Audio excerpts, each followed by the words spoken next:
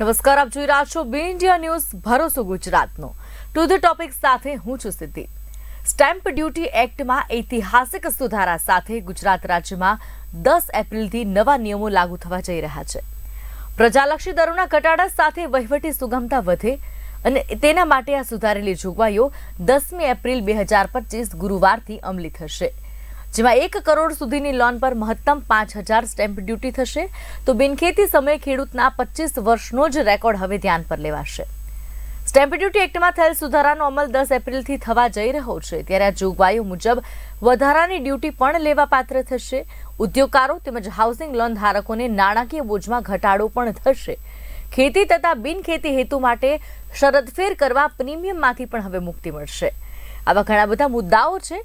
આ કાયદાના આધારિત કયા નાગરિકોનો કેવો ફાયદો થશે અને હજુ શું સુધારાની જરૂર છે, આ તમામ બાબતો પર આજે ચર્ચા કરીશું. મારી સાથે મહેમાનો જોડાશે. ભારતીય જનતા પાર્ટીથી પ્રકાશ ઉપાધ્યાય, વકીલ મિતેશ પંડ્યા મારી સાથે જોડાશે, મુકેશ ઓઝા જેઓ રાજકીય વિશ્લેષક છે અને ગૌતમ બ્રહ્મભટ્ટ જેઓ નિવૃત્ત તલાટી છે. આપ સૌ મહેમાનોનું સ્વાગત છે બી ઇન્ડિયાના સ્ટુડિયોમાં. સૌથી પહેલા ગૌતમભાઈ આપણી સાથે છે, તેમની પાસેથી સમજીએ. ગૌતમભાઈ, આ કાયદો છે તે સરળ શબ્દોમાં પહેલા સમજાવવો હોય કે જે લોકોને ગળે ઉતરે કે આમાંથી શું ફેરફાર ખરેખર થવાના છે, તો સામાન્ય શબ્દોમાં પહેલા સમજાવી દઈએ. પહેલા તો આપણે વાત સમજીએ કે જે જમીન મહેસૂલ કાયદામાં સુધારો કર્યો છે અને એની અંદર 2 મહત્વના મુદ્દા છે કે એક તો વેચાણ નોંધ જ્યારે પ્રમાણિત કરવાની હોય ત્યારે અરજદારે પોતે ખેડૂત છે એનું પ્રમાણપત્ર લાવવાની ખૂબ લાંબી અને વિલંબિત પ્રક્રિયા હતી. એની જગ્યાએ રેવન્યુ રેકર્ડ ઉપરથી જ સક્ષમ અધિકારી એની ખાતરી કરી લેશે, એટલે અરજદારને પડતી મુશ્કેલીઓ દૂર થશે. બીજું એક વિગતવાર કહું ને તો જે કોઈ કાયદો હોય ને, જે એનો રક્ષણાત્મક કાયદો હોય એની જગ્યાએ એને નુકસાન કરતા હતો એવો એક ગણોદ્ધારાનો નવી શરતનો કાયદો હતો કે ખરેખર તો જે તે સમયે કાયદો ખેડૂતને રક્ષણ આપવા માટે હતો કે જમીનદાર કે જાગીરદારો એની જમીન પાછી ના લઈ લે એની સહેશરમ કે ધાક ધમકીથી. એટલે સરકારે એને મૂળભૂત રક્ષણ આપવાના આશયથી એવી કલમ 43 નિયંત્રિત સત્તા પ્રકાર મૂકેલી કે અરજદાર 15 વર્ષ સુધી એ જમીન વેચાણ ના કરી શકે અને સરકારની મંજૂરી સુધી વેચાણ ના કરી શકે. અને એ વખતે સરકારને ભરવાની રકમ એકદમ નોમિનલ અને ખૂબ ઓછી હતી. ધીરે ધીરે એવું બન્યું કે જંત્રીની રકમો વધતી ગઈ, બજાર કિંમતો વધતી ગઈ. એટલે એને જે ફાયદાકારક હતું એના રક્ષણ માટેનો જે કાયદો હતો એ જ એને આર્થિક નુકસાન કરતા કાયદો બન્યો હતો. એટલે સરકારે ખૂબ સારો નિર્ણય લીધો છે અને એ જે મહેસૂલ પ્રીમિયમ ભરવાનું હતું એમાંથી એ લોકોને મુક્તિ આપી છે. બીજું જે છે એ સ્ટેમ્પ ડ્યુટીનો કાયદો છે કે જ્યારે મોર્ગેજ માટે ખૂબ મોટી રકમ, જ્યારે હાઉસિંગ લોન હોય કે જ્યારે બેંકને મોર્ગેજ કરવાની હોય ત્યારે નાના અને સામાન્ય માણસને મોર્ગેજમાં પણ મોટી રકમ આપવાની હતી. એની અંદર સરકારે સુધારો કરી અને મેક્સિમમ 5000 રૂપિયાની જોગવાઈ કરી છે. એ પણ આર્થિક રીતે ખૂબ ફાયદાકારક છે. બિલકુલ. મુકેશભાઈ આપણી સાથે છે, મુકેશભાઈ ઓઝા. મુકેશભાઈ, સમજીએ તો જ્યારે જેમ કીધું કે જ્યારે આ કાયદો પહેલા હતો એ થોડો નુકસાન કરતા હતો, જેમ આપણે ગૌતમભાઈએ સમજાવ્યો કે સરકારની દરમિયાનગીરી વગર ચેન્જ ન થઈ શકે તેના માટેનો કાયદો હતો. હવે જે નવા સુધારા વધારા કરવામાં આવ્યા છે ખરેખર કેટલા લાભકર્તા છે? બીજું જે નગરપાલિકા મહાનગરપાલિકાના વિસ્તાર છે તેને તેમાંથી બાકાત રાખવામાં આવ્યા છે, તેને લઈને શું કહેશો? જે સુધારો કર્યો છે આવકાર યોગ્ય છે, એમાં કોઈ બેમત નહીં. પરંતુ આપણે કોઈ લોન લેતા હોઈએ, હોમ લોન લેતા હોઈએ કે કોઈ પણ જમીનના ડોક્યુમેન્ટ્સ લેતા હોઈએ ત્યારે આપણે એક તો વકીલ રાખવો પડે, એક એના એજન્ટ રાખવા પડે અને પછી કોઈ બેંક હોય તો બેંક એક કોટેશન આપે. એની અંદર તમારે આટલો ચાર્જ મોર્ગેજનો રહેશે, આટલો સ્ટેમ્પ ડ્યુટીનો, આટલો જંત્રીનો, આટલો વકીલનો ચાર્જ, આમ કરીને બધું એક કોટેશન લઈને આપી દેતા હોય છે. આ જે કાયદો કર્યો છે સરકારે, જે સ્પષ્ટતા કરી છે એ સ્પષ્ટતા જો લોક જનમાનસ સુધી પહોંચે, લોકોને ખ્યાલ આવે કે ખરેખર 5000 રૂપિયા છે ભરવાના સ્ટેમ્પ ડ્યુટીના. કારણ કે અત્યારે તમે એક 25 લાખની દુકાન કે 10 લાખની દુકાન વેચવા જાઓ તો પણ તમારે 6% લેખે સ્ટેમ્પ ડ્યુટી લેતા હતા.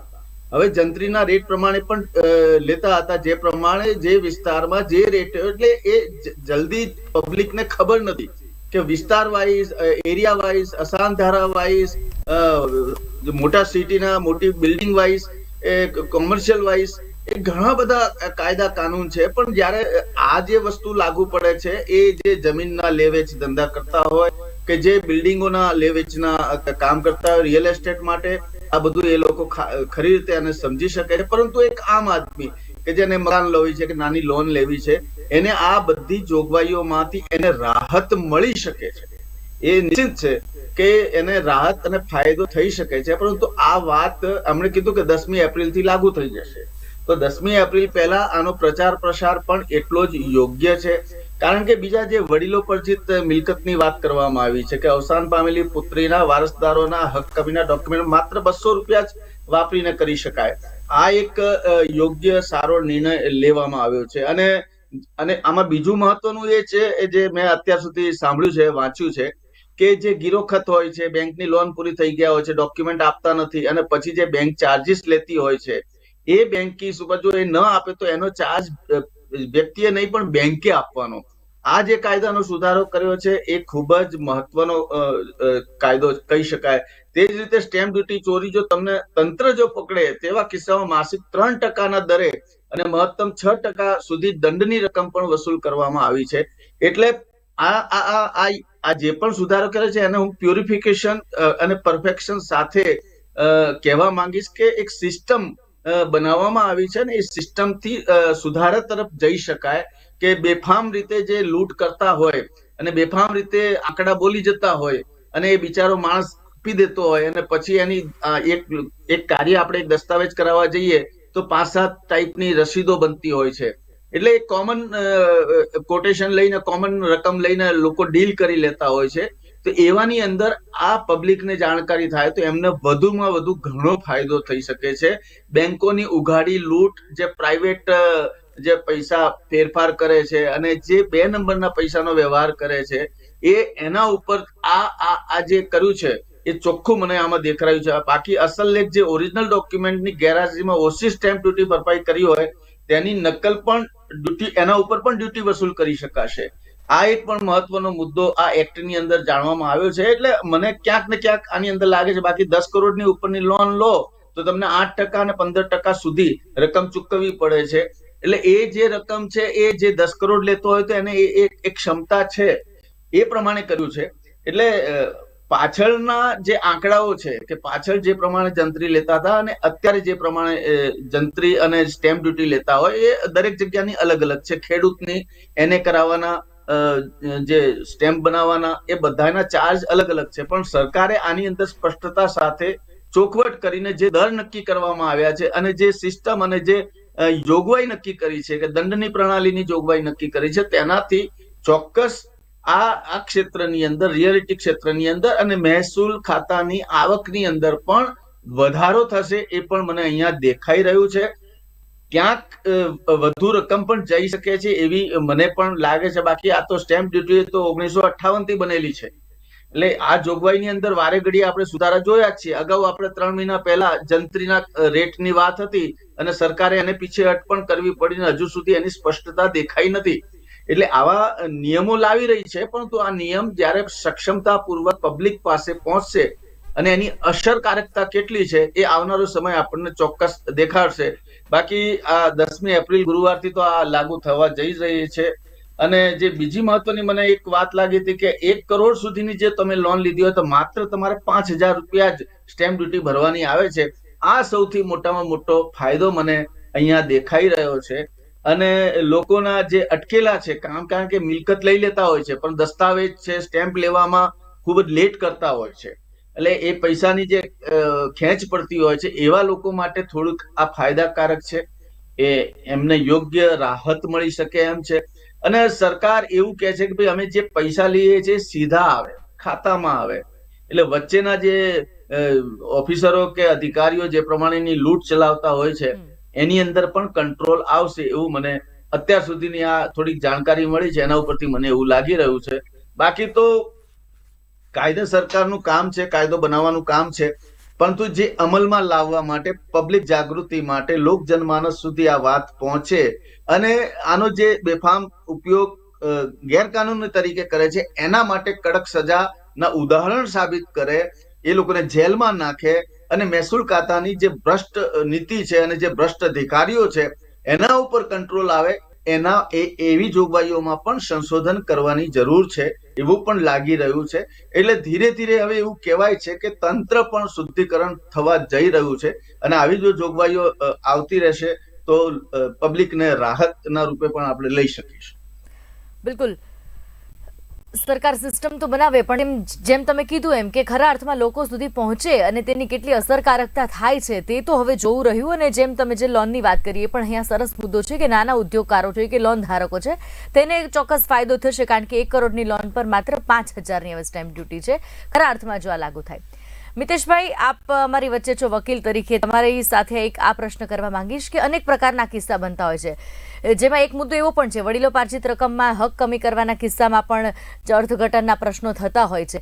એટલે એક વકીલ તરીકે અત્યાર સુધી હવે આ કાયદાની જોગવાઈ પહેલા જ્યારે સ્ટેમ્પ ડ્યુટીને લગતા પ્રશ્નો આવતા હોય કે પછી અત્યારે બિનખેતીને લઈને જે નિર્ણય આવ્યો છે તેને લઈને પ્રશ્નો આવતા હોય, એટલે ભૂતકાળમાં શું પરિસ્થિતિ જોઈ છે અને આ કાયદા બાદ ભવિષ્યમાં કેવા સુધારના એંધાણ છે? સ્ટેમ્પ ડ્યુટી જ્યારે લગાવવામાં આવી, જ્યારે ભાડા કરાર કરવામાં આવતો હતો, એ ભાડા કરાર રહેણાંક માટે અત્યારે હાલમાં 100ની જગ્યાએ 500 રૂપિયા થઈ ગયો છે.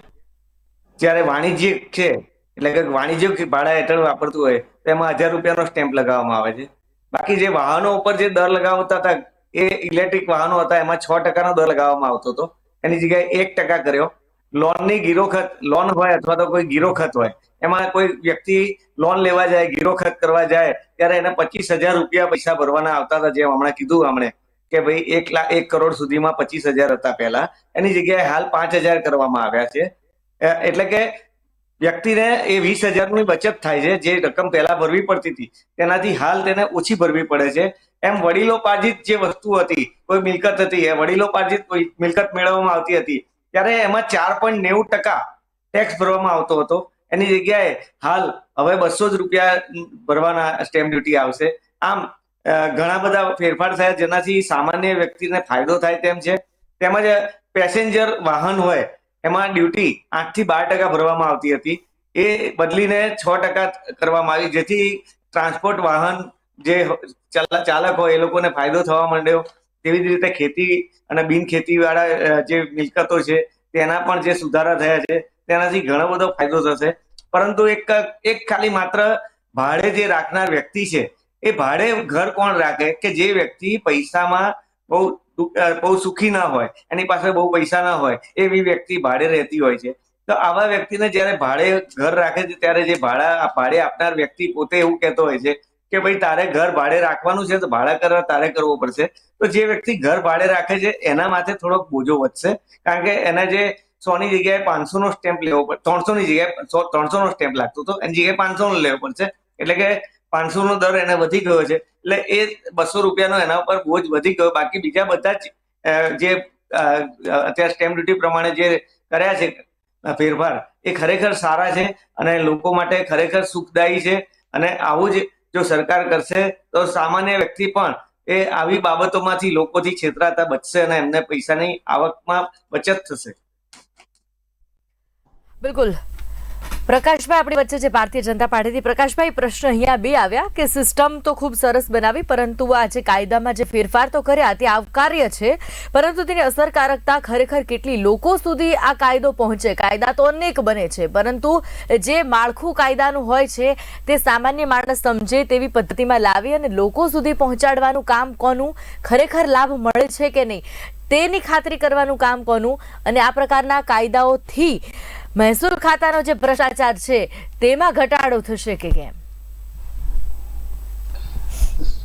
સિદ્ધિ, જો આજે જે ડિબેટનો વિષય છે એમાં આજે નિવૃત્ત તલાટી બ્રહ્મભટ્ટજી અને મિતેશભાઈ પંડ્યા વકીલશ્રી અને મારા મિત્ર મુકેશભાઈ ઓઝાએ જે એમના જે મંતવ્યો આપ્યા, એ મંતવ્ય પરથી એવું લાગે છે કે જો હોતા है वो अच्छा होता है और जो होगा वो भी अच्छा होगा.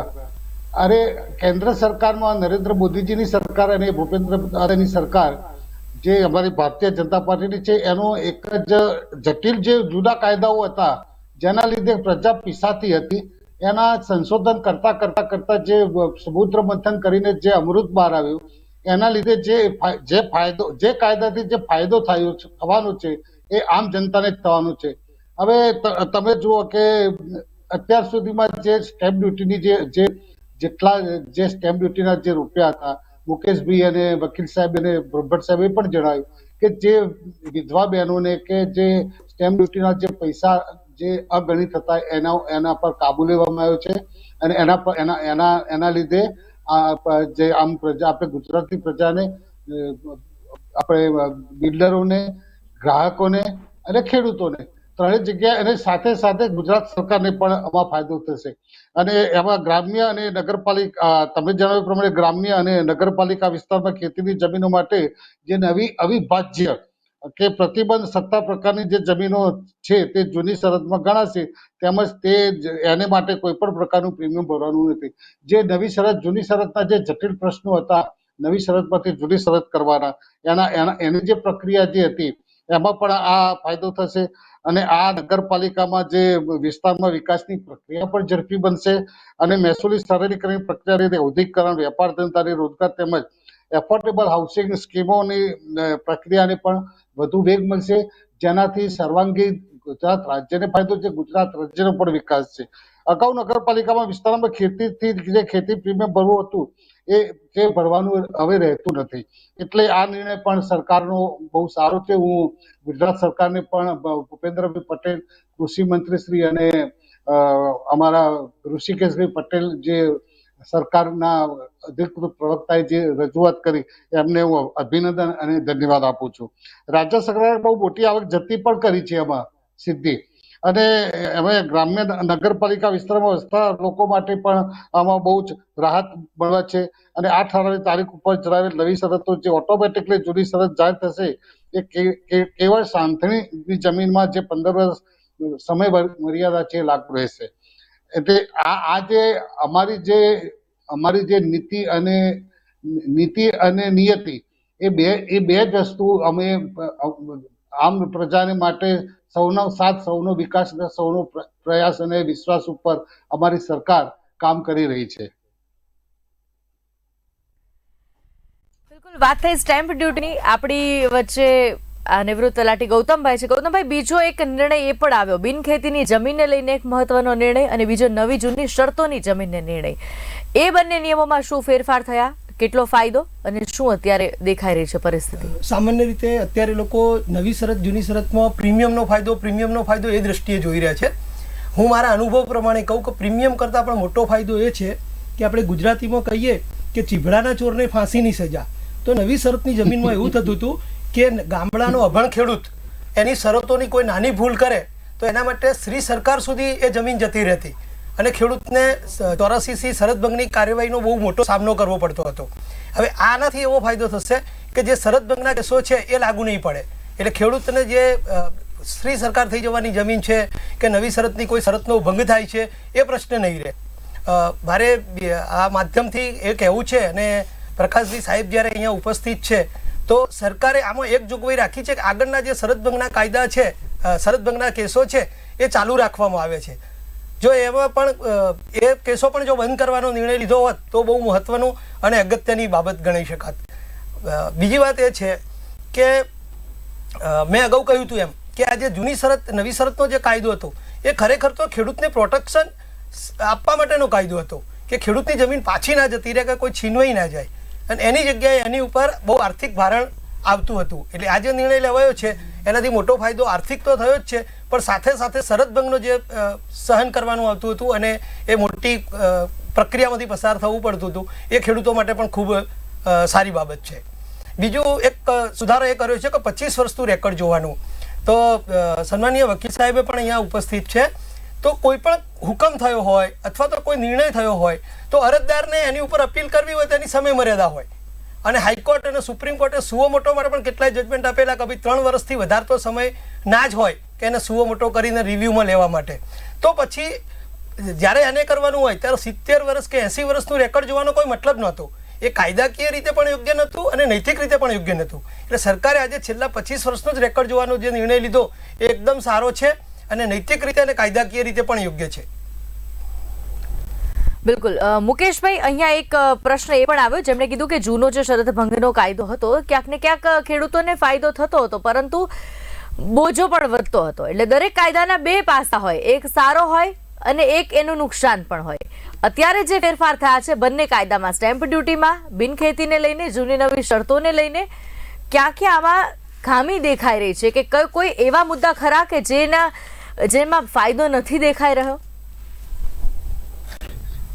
સામાજિક દ્રષ્ટિકોણથી જોવા જઈએ ને તો ગામડાઓની અંદર જમીન વેચવી લેવી કે વારસાગતના ભાગ પાડવા કે દીકરીના નામે દીકરી ગુજરી ગઈ હોય, દીકરો ગુજરી ગયો હોય કે કાકા અને બાપા અને જે એકબીજા જમીન ઉપર જે પ્રમાણે હક જતાવે છે ને એની જે કાયદાકીયની જે આંટીઘૂંટી છે એ ખૂબ લાંબી છે. એનાથી ઘણા લોકોના હાથમાંથી જમીન જતી રહેતી હોય છે. પહેલાના વડીલો એમ કહેતા હતા કે આટલી જમીન છે ને ગાય ચારા માટે રાખવી, એટલે એટલો એક જમીન રાખતો એ ગૌચર જમીન પણ થઈ જતી, અને એ પછી એ ગૌચર જમીન નો ઉલ્લેખ કર્યો એટલે એ જમીન પછી યા તો સરકાર પડાવી લે, સરકાર પાસે આવે, અથવા તો ત્યાંના કોઈ બીજા માણસ હોય એને નામ બધું ફેરબદલ કરી ને પણ જમીનો પડાવવાના કિસ્સા ઘણા આપણને ત્યાં દેખાતા હોય છે. પરંતુ તમે જુઓ કે કોર્ટ કેસની અંદર તમે જુઓ તો વધુમાં વધુ આપણને જમીનને લગતા પ્રશ્નો અને જે વારસાગતના પ્રશ્નો અને જમીનના જેની મિલકતી દાવાના પ્રશ્નો, એ બધા પ્રશ્નો ખૂબ જ વધી ગયા છે. એ વધી ગયા છે સરકાર. અને બીજી બાજુ આ આજના કાયદાના ઉપરથી મને એવું લાગે છે કે પહેલા આપણે 5-10 લાખમાં મકાન લઈ લેતા હતા, કે 5-10 લાખ રૂપિયામાં જમીનના ટુકડા મળી જતા હતા, જમીન મળી જતી હતી. હવે જે જમીનોની કિંમત થઈ છે એ લાખો કરોડો રૂપિયાની થઈ ગઈ છે. હવે એક વીઘો 1 કરોડ 2 કરોડ રૂપિયાના વીઘા થતા થઈ ગયા છે. એટલે એના ઉપર જે પણ જંત્રી, જે પણ ચાર્જીસ જે પણ લાગે છે એ પ્રમાણે તો સરકારની આવકમાં ધરખમ વધારો થયો છે, એ તો સ્પષ્ટ છે. પરંતુ સામે જે સોશિયલ ક્રાઇસિસ છે, જે સોશિયલ ડિમાન્ડ છે, જે પબ્લિકના સંતોષ છે, કાયદાકીય લીગલ આંટીઘૂંટીની અંદર ફસાયેલો વર્ગ છે, અને એ પણ ખૂબ જ મોટો વર્ગ છે. કારણ કે 1 પેઢી 2 પેઢી 3 પેઢી 4 પેઢી, હવે ઘણા હું મારા અંગત વાત કરું તો બી અમારા 4 પેઢીથી અમારું એ વારસાગત મકાન, વારસાગત જમીન, 250 વીઘા જમીન વારસાગતથી ચાલતી આવી છે. હવે એને અમે વારસાગત ટ્રાન્સફર કરાવીશું, પછી કેમ અમે યુનિટી છે ત્યાં સુધી નથી કરાવતા. એટલે જ્યારે વિખવાદ થાય ત્યારે એક 4 સહમત હોય ને 1 સહમત ન હોય ત્યારે પણ જમીન ન વેચી શકાય, જમીનના પ્રશ્નો ઉભા રહે. હવે એને કરાવી, કયા કાયદાકીય એને કરાવી કે ત્યાં બિલ્ડિંગ બનાવી છે તો ત્યાં પણ જે મોટું કરપ્શન થતું હોય છે કે ખેતીલક્ષી જમીન છે કે ત્યાં એને કરાવી શકાય કે ન કરાવી શકાય, એની જે પસંદગી કરે છે, એને જે પાસ કરે છે, એની અંદર મોટું ખૂબ જ કરપ્શન છે. એના ઉપર પણ ધ્યાન આપવા જેવું છે. અને બીજું કે જે બિલ્ડર લોબી સાથે, સરકાર સાથે, જે ખેડૂત માફિયાઓ, જે જમીન માફિયાઓ સાથે જે લોબી કામ કરી રહી છે, એ લોકોને ગુમરાહ અને સ્કીમો દ્વારા, નાની નાની સ્કીમો દ્વારા જે સ્વપ્ન બતાવવામાં આવે છે, આ મકાનના સ્વપ્ન બતાવવામાં આવે છે, જમીનોના જે સપના બતાવવામાં આવે છે કે આટલા હપ્તા ભરો, આ ભરો, વચ્ચે પછી એ લેભાગુ તત્વો લઈને ભાગી જતા હોય છે. આપણે આગળના જોયા છે ભૂપેન્દ્રસિંહ ઝાલાના ઈડર બાજુના જે ઇસ્યુ થયા છે, એ બધા આની સાથે સુસંગત છે. એટલે આવી બધી પ્રક્રિયાઓની અંદર શુદ્ધિકરણ, ફેરબદલ જે પણ કર્યું છે આવકાર યોગ્ય છે. પરંતુ પ્રશ્નો હજુ ઘણા ઉભા છે. આપ કોર્ટની અંદર ચક્કર મારી ના આવો કે કેટલા પ્રશ્નો, કેટલા કેસ અને કેટલા, એને આપને ખબર જ હશે કે આ બધા કેસની અંદર 10-10, 20-20, 25-25 વર્ષે ચુકાદા આવતા હોય છે. આ કોઈ ક્રિમિનલ તો કેસ છે નહીં. એટલે આના જે ચુકાદાઓની અંદર જે લાંબી પ્રક્રિયાની અંદર માણસ થાકી જાય છે, કંટાળી જાય છે. એની અંદર પણ પરિવર્તન લાવવાની જરૂર છે. જો સરકાર આટલું જો સુધારા કરવા જઈ રહી હોય તો જે સમસ્યાઓ, કોર્ટના કેસો છે એના ઉપર વધારે ભાર આપે અને એના ઉપર જો નિર્ણય આપવામાં આવે તો લોકો એને ઉપયોગ કરી શકે, વ્યવસાયિક ઉપયોગ કરી શકે, ખેતીલક્ષી ઉપયોગ કરી શકે. અત્યારની સ્થિતિમાં એવું છે કે ઘણી જમીનો, ઘણી બિલ્ડિંગો, ઘણા મકાનો એવા પડ્યા છે કે ત્યાં ન તો એ ઉપયોગ કરી શકે છે, ન ખેતી કરી શકે છે, અને એના કારણે પણ આર્થિક નુકસાન ક્યાંક ને ક્યાંક ભોગવવું પડે છે, વ્યક્તિગત પણ ભોગવવું પડે છે, અને સરકારની આવકની અંદર પણ ખોટ જતી હોય છે. એટલે આવા ઇસ્યુઓને પણ સાથે રાખીને સમાવવા જોઈએ. આવો એક અભિપ્રાય આના પછી આવા નિર્ણય લેવાય એના ઉપરથી મને એવું લાગે છે કે એની અંદર પણ સરકાર જરૂર ચોક્કસ આગળ વધશે. અને આપણે આમ ગુજરાતમાં ચર્ચા કરીએ ને કે સૌથી વધુ ભ્રષ્ટાચાર કયા વિભાગમાં, તો કોઈ પણ વ્યક્તિને પૂછો એમ જ કહે છે સૌથી વધુ ભ્રષ્ટાચાર મહેસૂલ ખાતામાં. તલાટીથી લઈ, કલેક્ટરથી લઈ અને દરેક ડિપાર્ટમેન્ટમાં બહુ જ ટેબલ નીચે અને કાયદાકીય દસ્તાવેજ કરાવવા જઈએ છે સાહેબ, અહીંયા આટલા પૈસા આપવા જ પડશે. ખુદ ભાજપના અધિકારીઓ પણ સ્વીકાર્યું છે. હમણાં જ મેં અઠવાડિયે કે 10 દિવસ પહેલા કીધું હતું, ભાઈ મારે ખર્ચા કરવા માટે મારે પણ આ મદદ કરવી પડી, આપવી પડી. એટલે એક પ્રકારે ભ્રષ્ટાચાર કરવો પડ્યો. એટલે કોંગ્રેસના નેતાએ આવું કહ્યું હતું વિધાનસભાની અંદર, કે મને ખ્યાલ છે હમણાં અઠવાડિયે 10 દિવસ પહેલાની વાત છે. એટલે આ પ્રક્રિયા ઉપર ક્યારે કામ થશે, ક્યારે ચિંતન થશે? બહુ જાહેરાત કરવી ખૂબ સારી છે, અમલ કરવો અને કરાવવો, અને કરાવવામાં પણ ફરક છે. કઈ રીતે કરાવવામાં આવે છે? આ તમે લીધું કે ભાઈ ચલો 200 રૂપિયામાં કામ થાય છે ને તમારું, ભાઈ તો સરકાર કે 200 રૂપિયામાં, અહીંયા મારી કેટલી મહેનત લાગે છે, અહીંયા 10 ફાઇલો ફેરવવાની હોય, આમ કરવાનું હોય, તેમ કરવાનું, ભાઈ તારે સમજવું પડે. એટલે એ જે સમજવું પડે ને સમજાવનાર વ્યક્તિઓ છે, એના ઉપર કયા એક્શન લેવાશે, એના ઉપર ક્યારે કંટ્રોલ આવશે? ટેબલ અંડર ટેબલ જે ડીલ થાય છે એના ઉપર ક્યારે કંટ્રોલ આવશે? એના ઉપર પણ સંશોધન કરવાની, એના ઉપર પણ જોગવાઈ લાવવાની અને મહેસૂલ ખાતાને પવિત્ર બનાવવાની આપણને જરૂર છે એવું મને લાગી રહ્યું છે. બિલકુલ પ્રકાશભાઈ, મહેસૂલ ખાતાનો ભ્રષ્ટાચાર ક્યારે અટકશે? તો હંમેશા જ્યારે પણ મહેસૂલ વિભાગનો કોઈ પણ નવો નિયમ આવે, નવી ચર્ચા આવે, નવો મુદ્દો આવે, એટલે આ પ્રશ્ન જ્યાંનો ત્યાં જ છે. બીજી વાત કે જ્યારે ચૂંટણી આવતી હોય, પ્રચાર હોય, ત્યારે જાહેર સભાઓ, જનસંપર્કો અનેકવાર થાય છે. ત્યારે આટલી બધી ખેડૂતને સ્પર્શતી, છેવાડાના માનવીને સ્પર્શતી કાયદો, જોગવાઈ, નિયમો, આવી જાહેરાતો બહાર પડે, સરકારને વાહવાહી મળે અને પ્રશંસા યોગ્ય મળે, પરંતુ એ વાત ખરેખર જે લાભાર્થી છે તેના સુધી પહોંચે, એ જવાબદારી પણ સરકાર ક્યારે લેશે? આ બંને પ્રશ્નો. મને સીધી ખબર જ હતી. મારા મિત્ર મુકેશભાઈ ઓઝાએ પહેલી ટર્મની અંદર બહુ વ્યવસ્થિત અને સરસ બોલ્યા, પણ મેં કીધું મુકેશભાઈ સરકારના કાન કેમ ના આપણે આ જીવ સુધી એમના નેચર પ્રમાણે. પણ બહુ મુકેશભાઈએ સારી વાત કરી, હું સંમત છું એમાં. હું ડિમાન્ડ નથી, એને મગજમાંથી એને એ નથી કરી શકતો. અને મુકેશભાઈ, આપણે તો ખબર છે કે આ જે સરકારી બાબુઓ ખરા ને, એ જે એમની જે 2 નંબરમાં રૂપિયા કમાવાની જે મહેસૂલ વિભાગ, તમે કીધું પ્રમાણે સૌથી ભ્રષ્ટાચાર મહેસૂલ છે, પછી ગૃહ ખાતું આવે છે, પછીના બધા પછી 12મા 13મા ખેલાડીઓ તો બધા ઘણા છે સરકારમાં.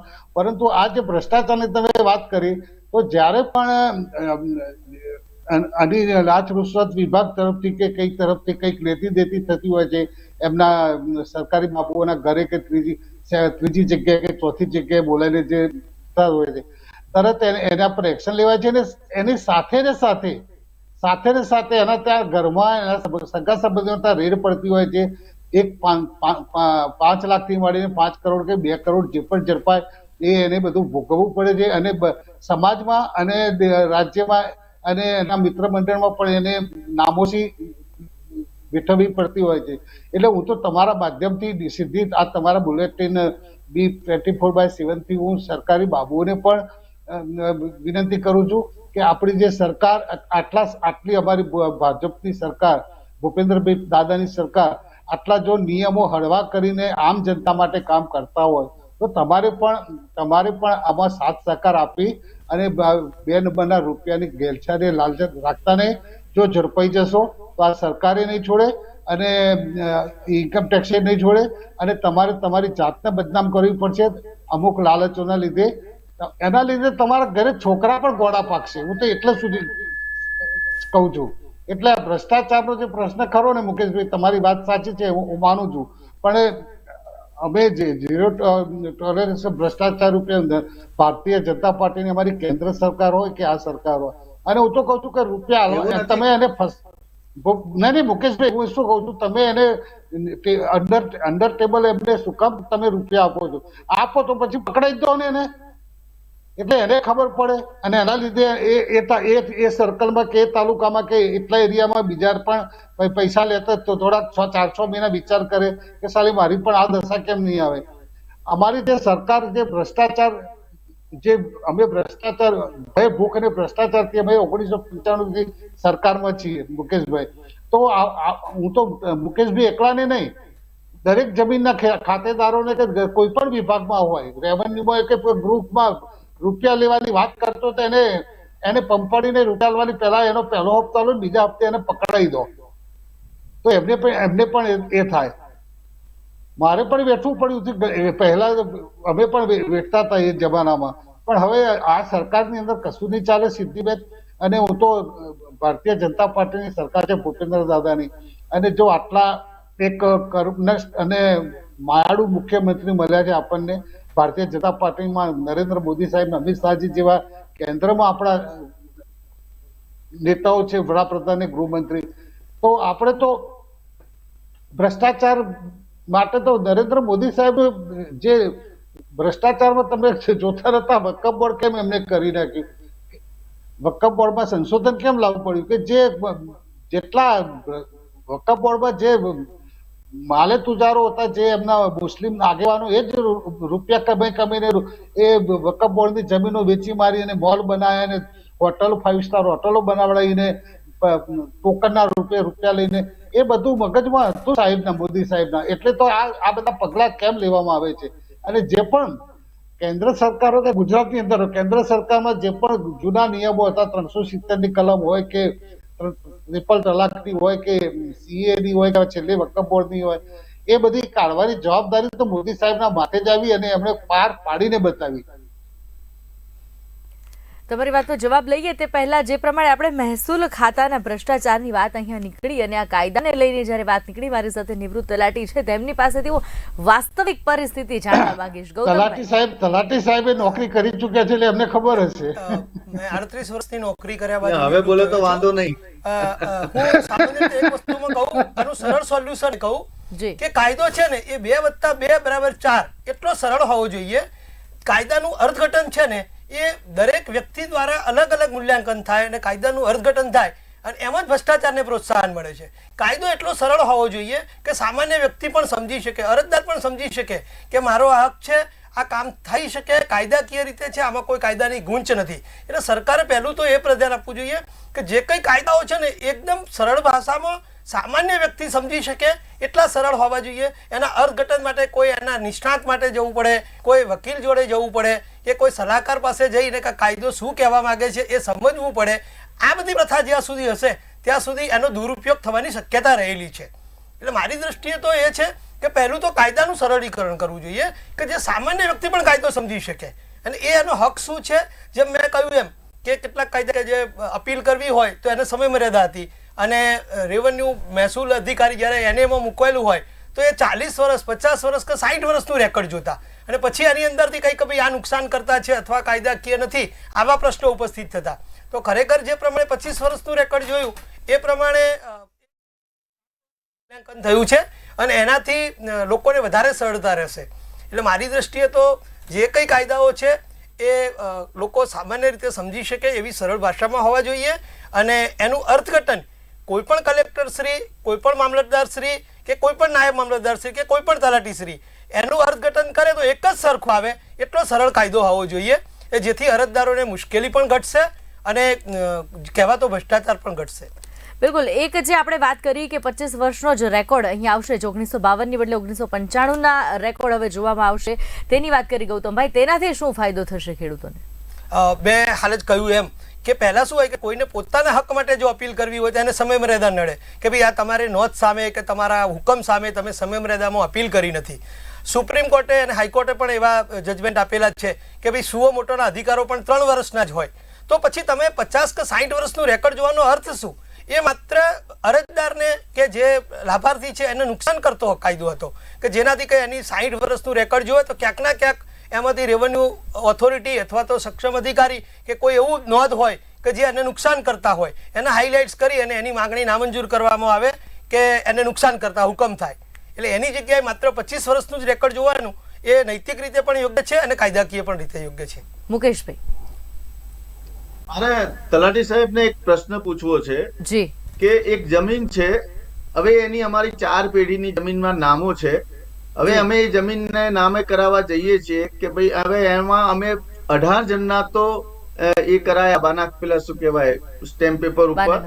હવે એમ કે છે કે એના મરણના દાખલા લાવો. આગળની 4 પેઢીના મરણના દાખલા લાવવા ક્યાંથી? હવે ત્યાં ફાઇલો અટકી પડી છે, એ જમીન થઈ શકતી નથી. આવા પ્રશ્નો આ ગુજરાતનો નથી પણ આ રાજસ્થાનનો પ્રશ્ન હું ફેસ કરું છું. હવે જે નામો અંદર દર્શાવવામાં આવ્યા છે જૂના રેકોર્ડમાં એ નામો વ્યક્તિ ક્યાં રહે છે એ પણ ખબર નથી. હવે એનો કોન્ટેક્ટ નંબર નથી હવે એના કારણે એનું નામ છે એટલે એની જ્યાં સુધી એની સહી ના થાય ત્યાં સુધી આ આખો જે અમારો જમીનનો પટ્ટો છે એના ઉપર કોઈ હક દાવો કરી શકતો નથી, કોઈ જી. કાયદેસર થઈ શકતો નથી.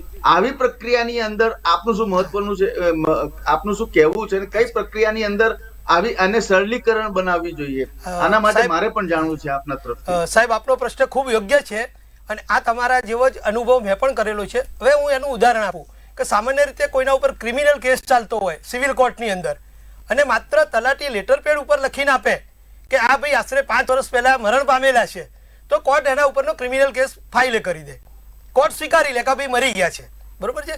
તો જ્યારે પહેલા મરણની નોંધ ફરજિયાત નહોતી, હવે જૂના મરણો નોંધાયેલા ના હોય, હવે એ મરણ નોંધાવવાની પ્રક્રિયા બહુ લેન્ધી છે, તો માત્ર 2 લીટીનો પંચક્યાસ કરી ગામેથી, ગામના 2 પરિચિત માણસો હોય સક્ષમ, એમની જોડે 2 લીટીનો પંચનાસ કરી કે ભાઈ આ માણસ આટલા વર્ષ પહેલા ગુજરી ગયેલા છે, જેની ખાતરી કરી અને જવાબ આપવામાં આવે છે, તો એને માન્ય રાખવો જોઈએ રેવન્યુ ઓથોરિટીએ. કારણ કે બહુ સરળ એ નથી માન્ય, એને સમજી શકાય એવો પ્રશ્ન છે.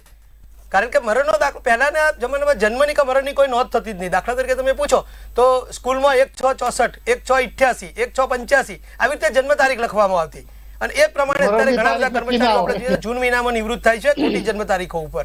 એટલે પહેલા જન્મની કે મરણની નોંધ નહોતી. તો જ્યારે મરણની નોંધ નથી થઈ ત્યારે એની લેન્ધી પ્રોસેસમાં જવાના બદલે માત્ર ને માત્ર સ્થાનિક ઓથોરિટી મારફત કે તલાટીના પંચનામા આધારે જે દાખલો આપવામાં આવે એને રેવન્યુ ઓથોરિટીએ સ્વીકારવો જોઈએ અને એના માટે સરકારે જો યોગ્ય લાગે તો પરિપત્ર પણ કરવો જોઈએ કે ભાઈ મરણના દાખલાનો આગ્રહ નહીં રાખતા પંચનામા આધારે મરણની નોંધ હોય તો એને સ્વીકારવી જોઈએ.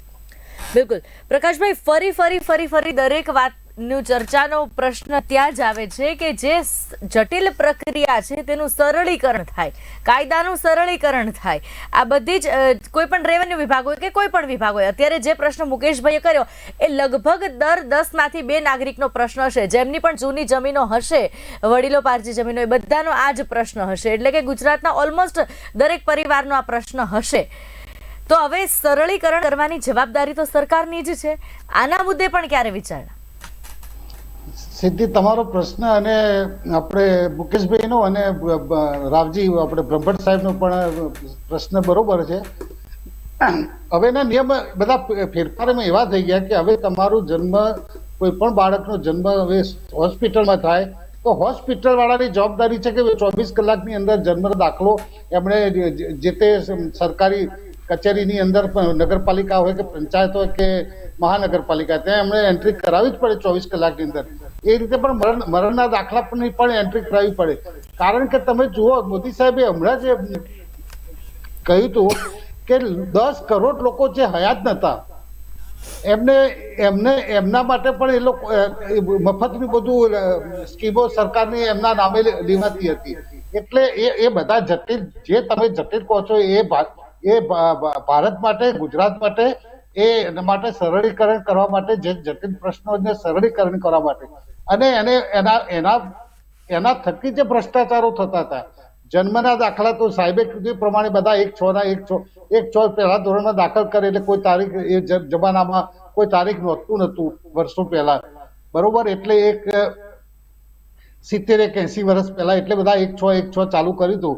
પરંતુ એ પછી જે ધીમે ધીમે જે જાગૃતતા આવી, અવેરનેસ આવી, લોકોમાં પણ આવી કે ભાઈ આપણે હવે દરેક જગ્યાએ આધાર કાર્ડ માટે ગણો કે પાસપોર્ટ માટે ગણો કે કોઈ પણ સરકારના લાભો લેવા હોય તો સાચી જન્મ તારીખ, એની લિંક જોડાશે જોડે. અને એ જ્યારે પણ મેં કીધું એ પ્રમાણે હોસ્પિટલ હોય કે ઘરે બાળક જન્મ્યું હોય તો એની 24 કલાકની અંદર એન્ટ્રી કરાવવી પડશે. મરણ દાખલો હોય તો સ્મશાનનું પણ સર્ટિફિકેટ લેવામાં આવતું હોય છે અને ડોક્ટરનો પણ એ રીતે હોય છે. અને એ સત્તાવાર જે અધિકારી જે સરકારી કચેરીમાં કીધું પ્રમાણે નગરપાલિકા હોય, પંચાયત હોય, મહાનગરપાલિકા હોય, એમના ત્યાં આ પુરાવા રજૂ કરી દેવા પડે છે જન્મના અને મરણના. બિલકુલ મુકેશભાઈ, આપની પાસે આવીશ.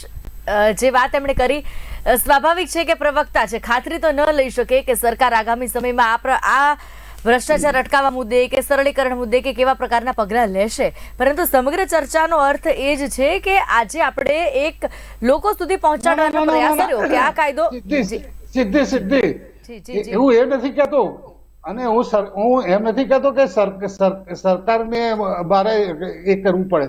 હું તો શું કહું છું કે જે જન્મનો દાખલો ને મરણનો દાખલો જે 24 કલાકની અંદર જે સરકારે કાયદો બનાવ્યો એના લીધે હવેથી આ પ્રશ્નો ઉભા નહીં થઈ શકે. બિલકુલ આશા રાખીએ કે એવું જ થાય, હવે આ પ્રશ્નો ન થાય. બરાબર. પણ મુકેશભાઈ, અહીંયા પ્રશ્ન એ જ આવે છે ફરીથી કે આ પ્રકારનો કાયદો આજે જે આપણે લોકો સુધી પહોંચાડવાનો પ્રયાસ કર્યો કે આટલો ફાયદો ખેડૂતોને થશે, આટલો લોન ધારકોને થશે, કે જમીન લેવેચ જેમને કરવી છે એમને થશે. હવે અહીંયા મહત્વપૂર્ણ વાત એ જ છે કે આ કાયદાને લોકો સુધી પહોંચાડવો કેટલો જરૂરી છે. અને અત્યારે જે સ્ટેમ્પ ડ્યુટીમાં ફેરફાર છે 10 એપ્રિલથી થવાના છે, ખરેખર સામાન્ય નાગરિકને કેટલી હદે આની અસર થશે? હું જો એવું નથી કે ભાજપ વાળા બેઠા છે, બટ એટલું હું ચોક્કસ કહી શકું કે બેટર ધેન લાસ્ટ.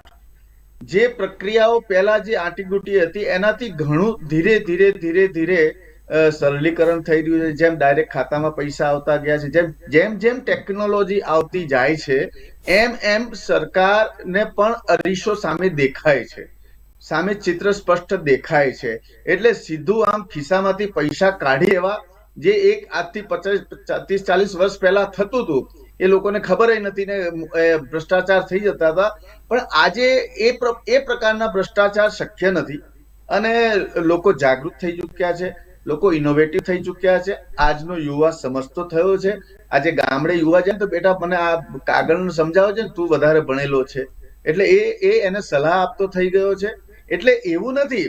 હા, ચોક્કસ છેલ્લા જે 5-10 વર્ષ 15 વર્ષની અંદર ટેકનોલોજીના અપગ્રેડેશન સાથે સરકારની પ્રક્રિયામાં પણ અપગ્રેડેશન આવ્યું છે, એને નકારી શકાય નહીં. અને આ પ્રશ્ન કોઈ માત્ર ગુજરાતનો નથી, આખા દેશના તમામ રાજ્યોના તમામ જગ્યાના આવા પ્રશ્નો છે.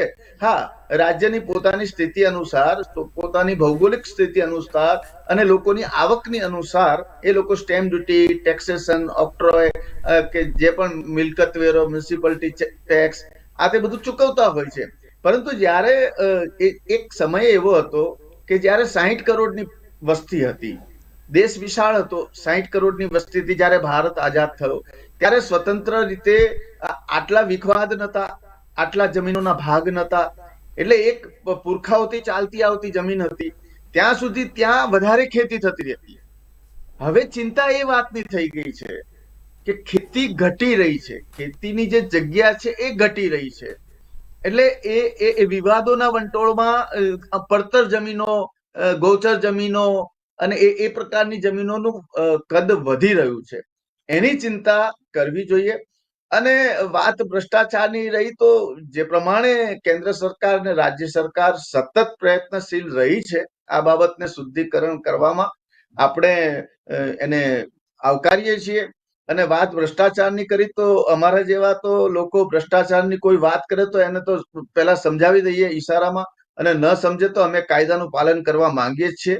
અને એને એ રીતે સમજાવીને એ માંગવાની હિંમત પણ ન કરે. એવું દરેક વ્યક્તિ એટલો જાણકાર હશે તો ભ્રષ્ટાચાર નહીં થાય. ભ્રષ્ટાચાર ત્યાં થાય છે કે સામે તમને અધિકારી કોઈ મૂર્ખ બનાવી દે છે. સાહેબ આટલા પેપર લેતા આવજો, જેમ અગાઉ કીધું કે ભાઈ 4 પેઢીના તો 4 પેઢીના ડોક્યુમેન્ટ લેતા આવો, આની સહી લેતા આવો, આની સહમતિ લેતા આવો, આ કલેક્ટર ઓફિસથી લેતા આવો, પંચાયતથી આ લેતા આવો, પ્રમુખ સરપંચની સહીથી લેતા આવો, 4 વ્યક્તિને ભેગા કરીને આનું ક્લિયરન્સ લાવો. એટલે પેલો માણસ ધક્કા કહીને થાકી જાય. હવે કોમ્પ્યુટર યુગનો સમય છે, ઇન્ટરનેટનો યુગનો સમય છે, જાણકારી છે.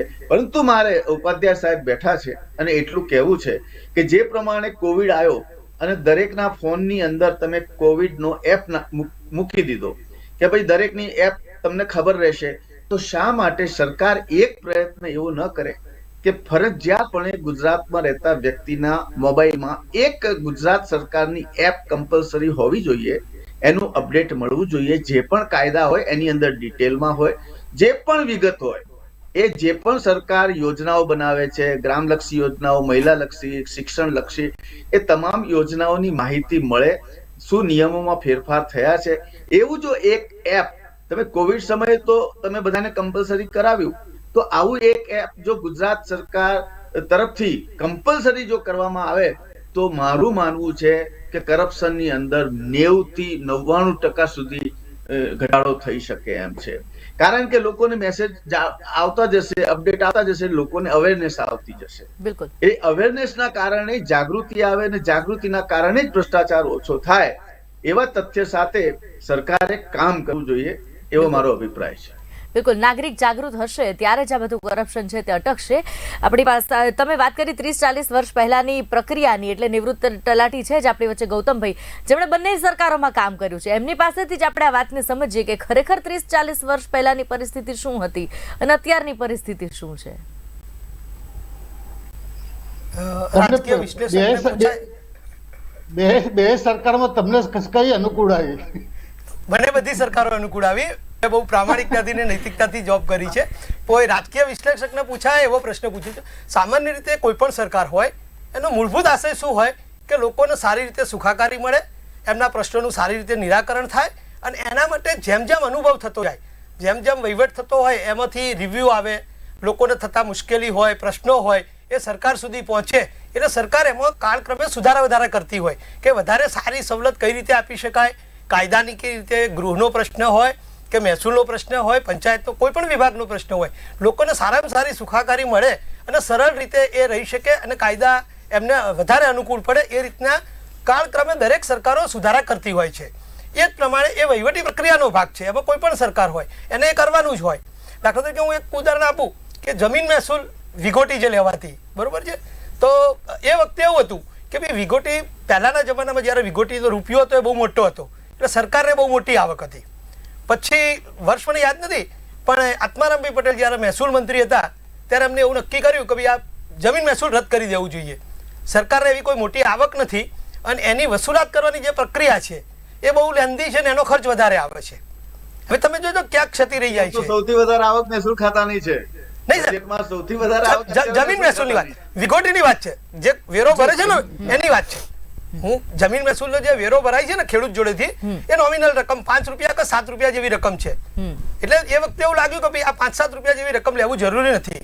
એટલે એ વખતે નિર્ણય કર્યો કે ભાઈ જમીન મહેસૂલ આપણે નહીં લેવાનું. હવે બન્યું એવું, મારાથી ના કહેવું જોઈએ, પણ જે તે વખતના આઈએએસ ઓફિસરો કે એમને જે કંઈ પરિપત્રો કે જીઆર કરવાના હોય એમાં ઉલ્લેખ કર્યો કે જમીન મહેસૂલ માફ. પણ એની સાથે 100% જમીન મહેસૂલ હતું, એની સાથે 50% જેવો લોકલ ફંડ હતો, 25% જેવો શિક્ષણ હતો. તો એ 50% લોકલ ફંડ અને 25% શિક્ષણ છે એ રદ કરવાનું રહી ગયું. આજે વર્ષો થઈ ગયા. એટલે જે વસૂલાત કરવા માટેનો ખર્ચો હતો, એની માટેનું જે જમાબંધીનું રેકોર્ડ નિભાવવાનું હતું, નોમિનલ રકમ ઓછી બહુ જૂજ રકમ છે એ વસૂલાત કરીને બેંકમાં જમા કરાવવાની પ્રોસેસ હતી, એ બધી એની એ રહી. 1 રૂપિયો અને 75 પૈસા માટેનો જે ખર્ચ થતો હતો એ હવે માત્ર 75 પૈસા માટે ખર્ચ થયો. એટલે જો જમીન મહેસૂલ માફ કર્યું વિગોટી, તો એ વખતે લોકલ ફંડ અને શિક્ષણ ઉપકર એ સહજ રીતે માફ કરવાની જરૂર હતી. એની અત્યારે પણ તમે જુઓ તો એના આંકડા તમે સરકાર પાસે હશે તો એની એવી કોઈ આવક નથી કે જે સરકારને અસરકારક હોય. બિલકુલ. પ્રકાશભાઈ, તમારું શું કહેવું છે? જે મુકેશભાઈ જે વાત કરી 30-40 વર્ષ પહેલાની જે પ્રક્રિયા હતી, આવકારદાયક છે અને ખરેખર બિરદાવવા લાયક છે કે સરકાર સરળીકરણ ધીમે ધીમે કરી રહી છે. હું મુકેશભાઈ ઓઝા સાહેબની વાત સાથે સહમત છું અને મુકેશભાઈ જે સૂચન કર્યું એને ગ્રાહ્ય પણ રાખું છું. અને હું તો મારી રીતે આ bulletin India B for you સરકારના અધિકારી કે કોઈ જોતા હશે તો જે પોર્ટલ જે કોરોના વખતે જે મોબાઈલમાં જે એપ હતી એ શરૂ કરવાની વાત પણ થશે. અને મુકેશભાઈ પણ વિનંતી કરું છું, એક જાગૃત નાગરિક અને એક જાગૃત રાજકીય વિશ્લેષક તરીકે તમે પણ પત્ર લખી શકો છો કે શું શું કરવું જોઈએ સરકારને, અને એ પણ એ થશે. હું એક રઘુજની વાત લાઇટર નોટથી કરું છું કે હું મારી જાતના પ્રોફેશનલ શું કહેવાય સ્પોન્સર કે કેનવાસ કરવા નથી માંગતો, પણ હું છેલ્લા કેટલાય વર્ષોથી રિયલ એસ્ટેટ સાથે જ જોડાયેલો છું, જમીનોની સાથે.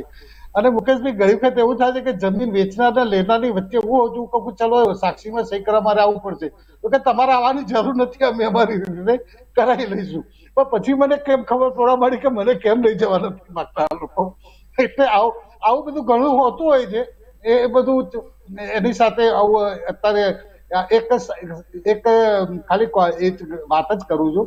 એટલે સરકાર પણ જાગૃત છે, કેન્દ્ર સરકાર પણ જાગૃત છે કેન્દ્ર સરકારની સૂચના પ્રમાણે પણ ગુજરાત રાજ્યમાં ભૂપેન્દ્રભાઈ પટેલ અને અમારી જે ભાજપની સરકાર છે, સૌનો સાથ સૌનો વિકાસ સૌનો પ્રયાસ અને ભ્રષ્ટાચાર માટેનું જે વાત કરી, મહેસૂલના નિયમો હળવા કરવાની વાત કરી અને જે કંઈ પણ થઈ રહ્યું છે એ ગુજરાતની જે પ્રજા છે, ખેડૂતો હોય, લેનાર હોય, વેચનાર હોય, બિલ્ડર હોય, કોન્ટ્રાક્ટર હોય, ભાડુઆત હોય, મકાન માલિક હોય, એ બધાને સરળ કેવી રીતે પોતાનું જીવન અને પોતાની આ આટીગોટીમાંથી બહાર નીકળે, આ મહેસૂલની અંદર જે જટિલ પ્રશ્નો જે નડતા હતા એમાંથી કેવી રીતે બહાર નીકળે એના માટે સરકારે એક સારું પગલું ભર્યું છે. હું સરકાર ભૂપેન્દ્રભાઈ પટેલની સરકારને અભિનંદન આપું છું, ધન્યવાદ આપું છું.